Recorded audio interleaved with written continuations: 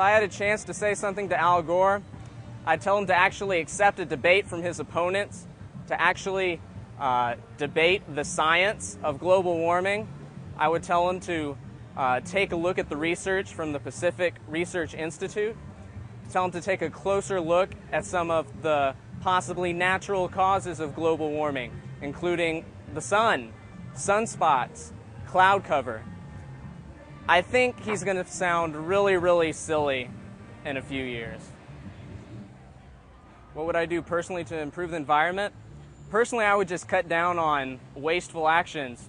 I mean, there's no harm in turning a light off after you leave the room, or turning the water off, or, you know, trying to use less resources without really impacting your lifestyle.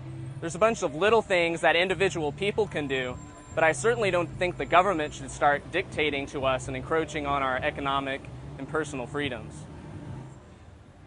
I think my grandchildren will view this as a very interesting time in history, where there's a bunch of new issues coming up, some more important than others, some more of a threat than others.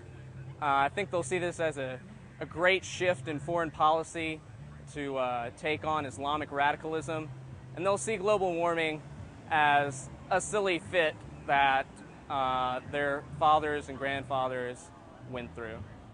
I think there's something that all sides of the political spectrum can agree on, and that's alternative sources of energy and fuel. Obviously, the United States imports a lot of oil from countries around the world, and that hinders our ability to project power and influence around the world. So finding alternative sources of energy will appease environmentalists, and it will appease nationalists. So I think there's something that we can actually agree on and work on together.